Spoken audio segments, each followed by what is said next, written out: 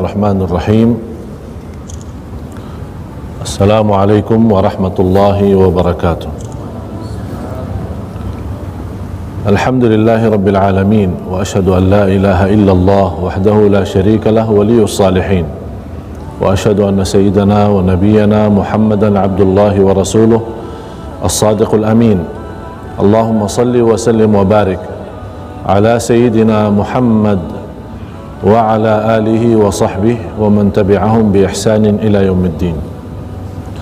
Subhanaka la ilma lana illa ma 'allamtana innaka antal alimul hakim.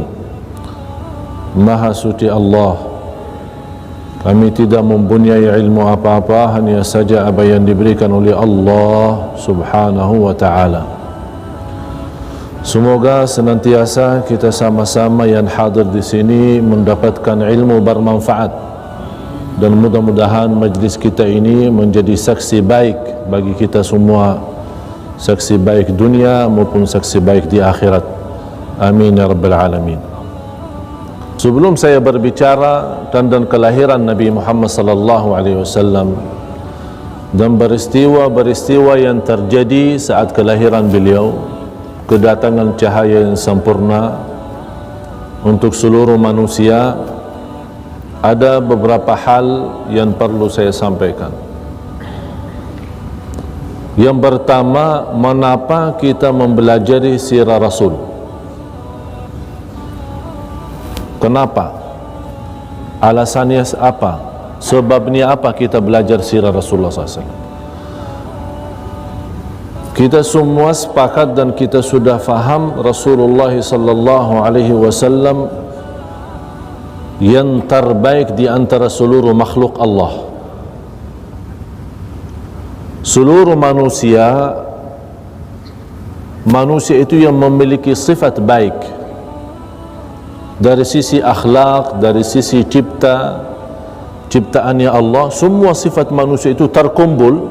Allah memilih yang terbaik di antara sifat manusia diberikan kepada para nabi dan rasul.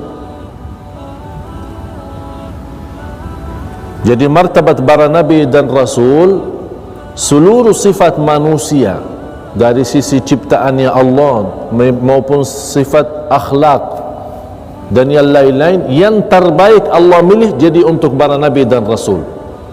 Seluruh para nabi dan rasul. Dan seluruh sifat para nabi dan rasul, sifat yang mulia dari sisi cipta atau dari sisi akhlak, terkumpul dikasih kepada satu orang, Nabi Muhammad sallallahu alaihi wasallam. Oleh karena itu Nabi Muhammad sallallahu alaihi wasallam yang paling sempurna akhlaknya, yang paling sempurna ciptaannya, yang paling sempurna kemuliaannya, yang paling posisinya tinggi di sisi Allah subhanahu wa ta'ala. Tidak ada orang yang tersayang di sisi Allah hanya Nabi Muhammad sallallahu alaihi wasallam. Jadi kewajiban kita sebagai umat beliau, umat Nabi Muhammad sallallahu alaihi wasallam, memahami sejarahnya, sirahnya, mempelajari. Jadi sebab pertama untuk mempelajari sirah beliau agar kita bisa dan mampu mengenal lebih baik dan lebih dalam lagi tentang kemuliaan Nabi Muhammad sallallahu alaihi wasallam. Dan dari situlah kita bagaimana boleh cinta Rasul kalau belum kenal Rasul?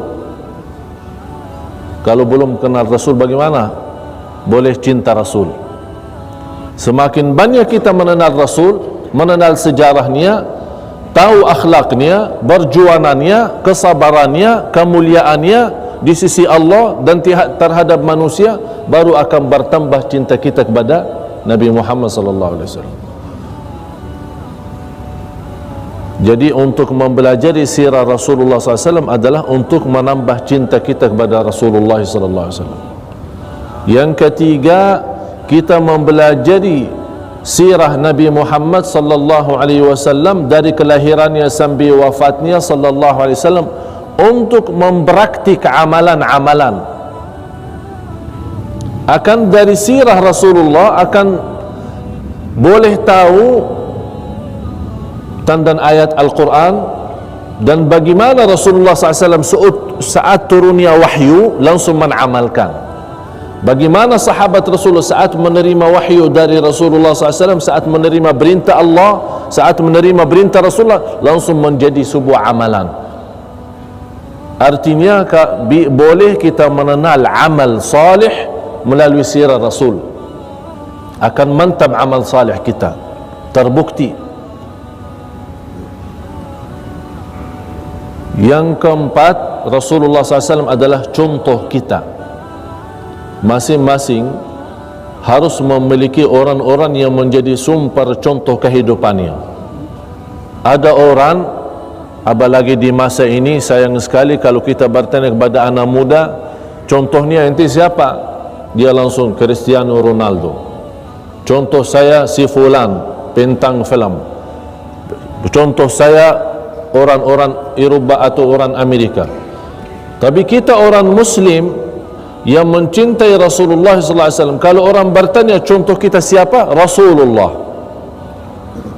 Contoh kita, akhlak kita sesuai akhlak Rasulullah. Apa yang diajarkan kita sami'na wa ata'na, ikuti beliau sallallahu alaihi wasallam.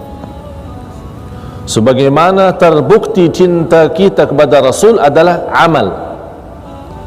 Allah berfirman surat Ali Imran, surah yang ketiga, ayat 33, ayat 32 sama 33. Rasulullah, Allah subhanahu wa ta'ala berfirman, qul in kuntum tuhibbuna Allah fattabi'uni yuhibbukumullah. Kalau kalian benar-benar cinta Allah, ikutilah Nabi Muhammad sallallahu alaihi wasallam.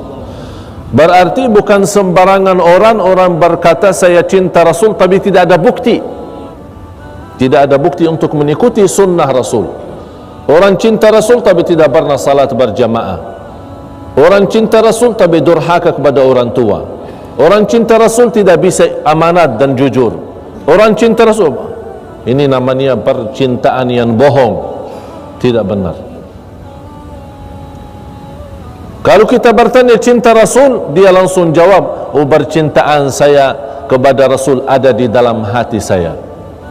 Terus amal urusan lain katanya. Tak boleh macam itu. Contohnya, ada seorang istri berkata kepada suaminya, kamu cinta saya? Ya, saya sebagai suami cinta istri. Istrinya minta, ya udah boleh, saya mau belanja dari mall, tolong belikan sesuatu untuk pakaian bagus atau apa saja barang-barang berharga. Apa jawaban suaminya? Oh, cinta saya kepadamu di dalam hati. Apakah istrinya boleh percaya? Apa gunanya kalau waktu dia mau belanja tidak dibelikan? Kalau istrinya minta uang, minta apa, tidak dikasih. Tapi kata suaminya, saya cintamu, tapi cinta saya dalam hati. Tidak ada gunanya. Harus ada praktik, harus ada amal, harus ada bukti.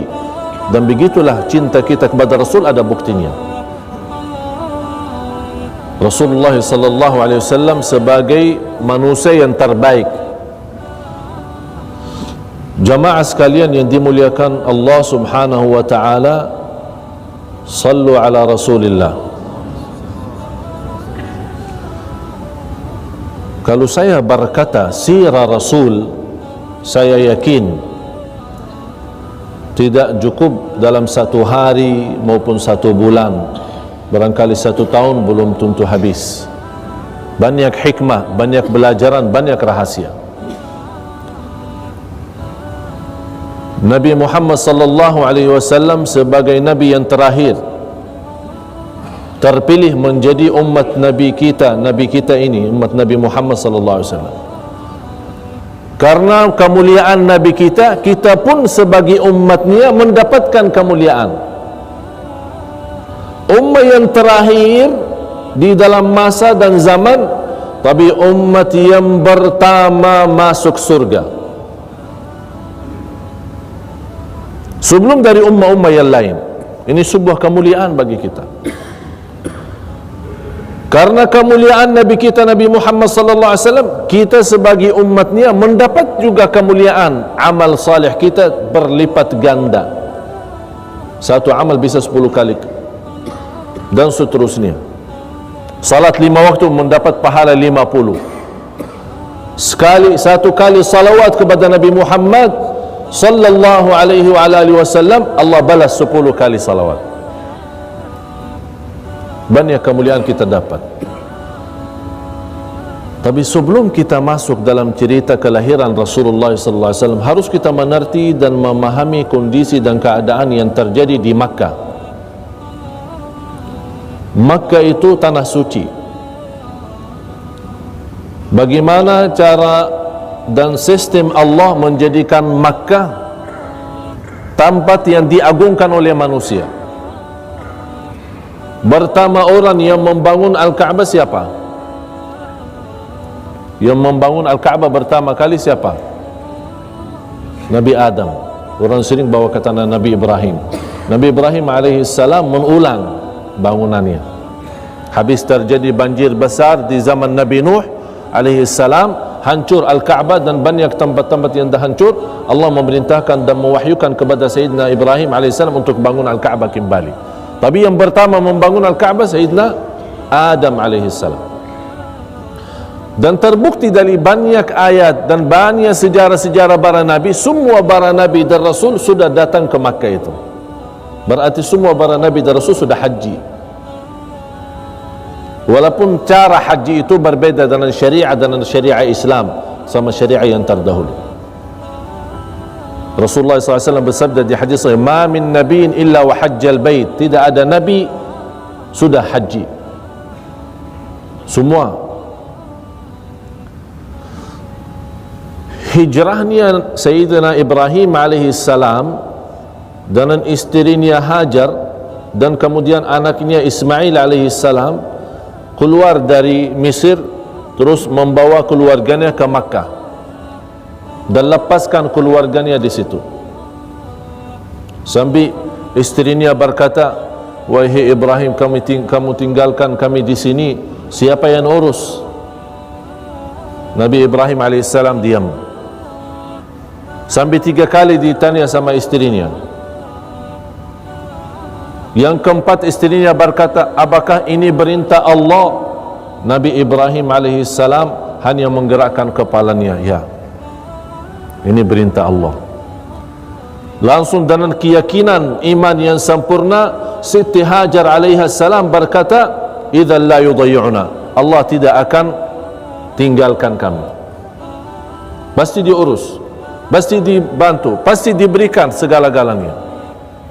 Disitulah tinggalnya Siti Hajar dan anaknya Ismail alaihissalam. Beberapa lama belum cerita Zamzam, kita tidak akan membahas titil-titil sejarahnya, cuma saya memberikan singkat-singkat saja. Sampai Nabi Ismail sudah menjadi besar dan bernikah dengan seorang wanita dari turunan Bani Jurhum, yang akhirnya Bani Jurhum itu yang datang dari Makkah, dari Yaman ke Makkah, dan mereka tertempati di situ. Sambil lama-lama Jurhum menguasai Makkah. Terjadi perang besar antara Jurhum dan Ghatafan. Ada kabilah namanya Ghatafan. Terjadi antara Jurhum dan Ghatafan, berita atau perang besar, akibatnya dikalahkan oleh Jurhum. Akhirnya Jurhum bubar dari kota Makkah, tidak ada siapa-siapa. Karena Jurhum merasa sudah tidak mampu melawan Ghatafan, akibatnya mereka meredam sumber Zamzam, ditutupi oleh mereka. Nanti ada cerita untuk pertemuan yang akan datang, ada cerita bagaimana cara terlihat atau terbukti posisi dan lokasi Zamzam. Karena di zaman Quraisy Zamzam tidak ada, sudah tertutup. Orang tidak tahu, ada cerita ada air Zamzam, ada air Zamzam, tapi di mana tidak ada karena sudah tertanam dalam tanah. Disitulah muncul cerita-cerita sambil Ghatafan menguasai Makkah. Ada riwayat 400 tahun, ada riwayat 500 tahun. Akhirnya kembali kekuasaan Makkah itu kepada keluarga turunan Nabi Ismail, mulai dari Qusay. Habis meninggal Qusay diserahkan kepada Abdi Manaf. habis Abdi Manaf diserahkan kepada Hashim, habis dari Hashim diserahkan kepada Abdul Muttalib, habis Abdul Muttalib diserahkan kepada anaknya Abu Talib. Inilah ceritanya bagaimana keluarga Rasul bisa dan boleh menguasai Makkah dan membantu para jamaah haji. Terjadi di Makkah banyak peristiwa. Orang Arab yang ada di sekeliling Makkah sangat mengagungkan Al-Ka'bah. Walaupun terbukti dalam sebuah hadis yang sahih, walaupun keadaan mereka waktu di zaman Quraisy karena zaman jahiliyah masih mengagungkan Al-Ka'bah, tapi kalau mereka tawaf dalam keadaan telanjang, tidak pakai apa-apa. Na'udzubillah. Tawaf tapi tidak pakai baju, tidak pakai pakaian. Dan sekeliling Al-Ka'bah ada lebih dari 360 patung yang disembah selain Allah. Jadi walaupun mereka mengagungkan Al-Ka'bah, tapi di samping Al-Ka'bah itu mereka masih mengagungkan pelihara atau batung-batung yang dibuat oleh mereka.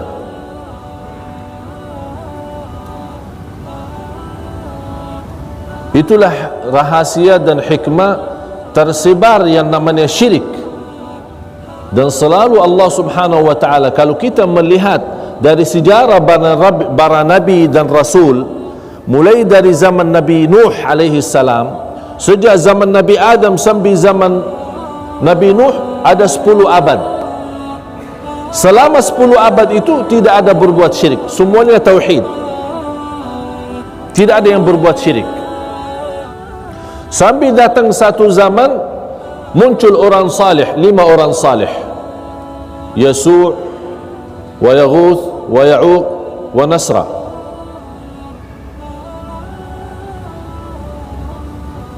Ini mereka orang salih yang sangat dicintai oleh para kaumnya dan sekeliling mereka yang tinggal di kota Makkah waktu itu. Apa yang terjadi? Mereka begitu meninggal dunia mulai berkurang semangat untuk ibadah. Datang syaitan bisik-bisik di hidupan mereka dan telinga-telinga mereka. Oh, ini orang saleh sudah meninggal, agar bagaimana jamaah bisa dan boleh kembali bersemangat untuk beribadah lagi, bikin gambar. Bikin gambar. Ini pertama muncul syirik. Bikin gambar. Jadi anda begitu lihat gambar, oh ingat orang salih, nanti kembali semangat ibadah.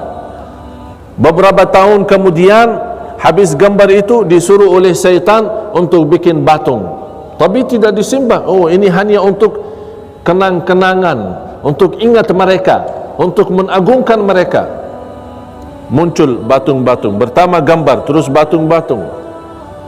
Lama-lama keturunan mereka bertanya, ini batung buat apa? Kata syaitan, ini batung-batung untuk minta kepada Allah, tapi lewat mereka. Minta kepada Allah lewat mereka. Kalau mau berdoa, tak sampai, harus lewat ini, Yaghuth wa Ya'uq wa Nasra. Ini lewat ini, mereka orang saleh. Kalau langsung tak boleh. Itu yang diwahyukan, mereka percaya. Lama-lama keturunan mereka melihat batung, tapi mereka tidak mendapatkan pelajaran apa sejarah batung itu. Datang syaitan memberitahu, ini batung adalah Tuhan kalian. Terjadilah di situ akibatnya tidak menutupi jalan-jalan yang mengantar ke syirik. Akibatnya mereka menimbah batung kepada, tidak menimbah Allah Subhanahu wa ta'ala. Disitulah Allah menurunkan kemurkaannya. Tapi karena Allah Maha Adil, sebelum Allah menurunkan azab atau kemurkaan terhadap manusia, Allah utuskan Nabi Nuh. Wahai Nabi Nuh, ingatkan manusia kembali kepada asal tauhid sebagaimana turunan Nabi Adam, jangan rubah-rubah. Disitulah muncul dakwahnya. Begitu juga zaman demi zaman, Nabi habis Nabi dan seterusnya sampai zaman Nabi Muhammad sallallahu alaihi wasallam. Begitu sudah muncul syirik, apalagi di kota Makkah, Allah Subhanahu wa taala mengutuskan Nabi Muhammad sallallahu alaihi wasallam untuk menyelamatkan manusia, untuk mengajak manusia kembali kepada fitrah awal, kesucian, kesempurnaan tauhid, la ilaha illallah. Terjadi cerita karena di Quraisy sebagai kelompok dari golongan Arab, dan di negeri Arab semua keluarga Arab yang di luar kota Makkah, At-Taif dan seterusnya di bagian timur, Yaman dan yang lain-lain, apalagi Al-Habasah, ada beberapa kerajaan. Di antara kerajaan yang ada di zaman itu adalah Habasah, yang kalau kita boleh istilah sekarang Ethiopia, macam Ethiopia sekarang. Yang menjadi raja Al-Habasah itu dinamakan An-Najashi. Kalau raja Mesir dinamakan Fir'aun, raja Rumaria dinamakan Kaisar, raja Persia dinamakan Kisra, raja bagian Habasah itu dinamakan An-Najashi. Macam itulah, masing-masing punya nama sendiri. Yang terkenal di masa itu adalah kerajaan ada An-Najashi. An-Najashi punya anak buah yang dinamakan Abraha. Di antara kekuasaan An-Najashi, karena sebagai raja ingin mempunyai kekuasaan, tidak mencukupi dengan negerinya, dia mau maju untuk mengikutkan Yaman menjadi sebuah negara sama dengan Yaman, karena ada batasan antara Habasyah sama Yaman. Utuskan tentara untuk ke Yaman, berperang di Yaman, menguasai Yaman. Yang menjadi pemimpin dan raja di Yaman itu namanya Abraha, yang ada ceritanya Ashabul Fil. Terus dia membangun sebuah gereja An-Najashi, dan yang mengikuti An-Najashi semuanya kan agamanya Nasara. Quraisy dan sekeliling Quraisy, mereka bukan punya agama benar, malah menyembah patung. Jadi sekarang kita fikirkan, mana yang benar antara Quraisy sama Nasara di masa itu? Mana yang paling benar? Yang paling benar Nasara.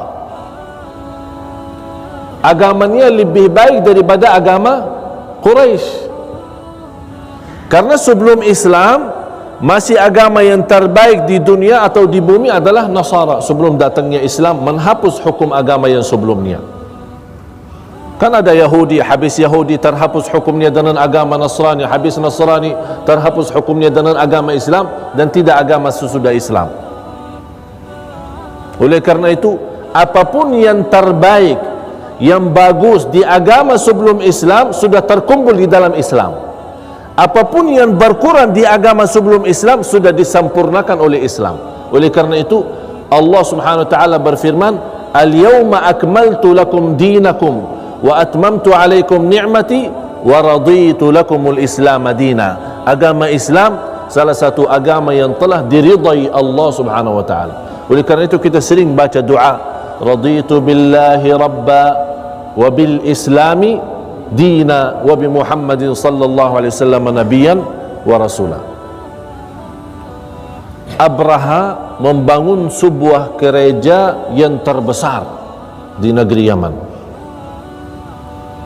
Alasannya apa? Dia mendengar berita orang Arab punya rumah, ya istilah dulu kan dinamakan rumah, ya istilah kita, bahasa kita Ka'bah. Kenapa orang Arab mengagungkan Al-Ka'bah? Kata Abraha, saya akan bangunkan sebuah gereja yang diagungkan oleh semua manusia. Niat Abraha apa? Niat Abraha untuk membawa manusia yang mengagungkan Al-Ka'bah untuk datang kemari agungkan gereja yang ada di Yaman, biar orang berpaling dari Al-Ka'bah.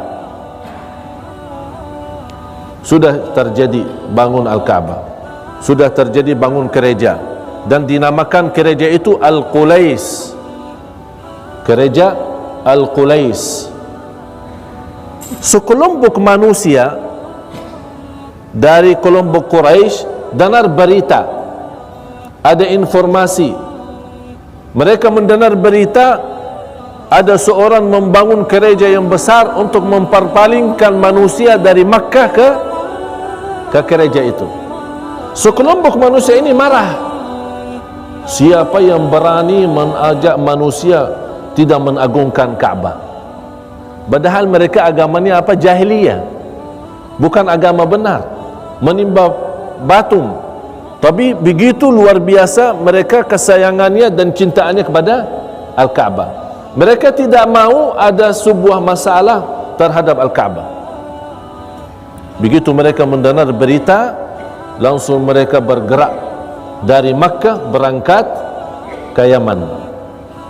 Apa yang dibuat oleh mereka? Malam-malam hari mereka masuk dalam gereja itu, dan mohon maaf, mereka membuat satu persoalan yang membuat Abraha itu marah, adalah buang hajat besar di dalam gereja itu. Akhirnya gereja itu sengaja dikotori oleh mereka, jadi najis. Terus mereka larikan diri keluar. Abraha besoknya pagi lihat, siapa yang berani ini sampai dikotorkan kita punya tempat gereja itu? Marah Abraha. Akhirnya bertanya, di mana info-info, dapat berita ada sekelompok dari Arab datang dari Makkah, mereka ini membuat macam ini. Kenapa mereka ini? Ada apa mereka? Siapa Arab itu? Dan mereka punya apa? Mereka punya Ka'bah. Apa itu Ka'bah? Dia belum tahu cerita Ka'bah, si Abraha ini.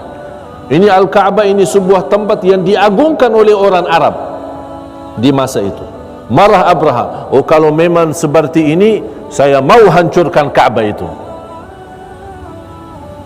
Dia mau balas dendam, karena habis dikotorkan dia punya tempat gereja Al-Qulais, dia marah mau balas. Tapi dia belum tahu di situ ada kekuasaannya Allah. Bergerak dan membawa tentara. Tentara yang tidak pernah didengar oleh orang Arab. Biasa orang Arab kenal unta, kambing, kuda, tapi gajah belum pernah ada di negeri Arab.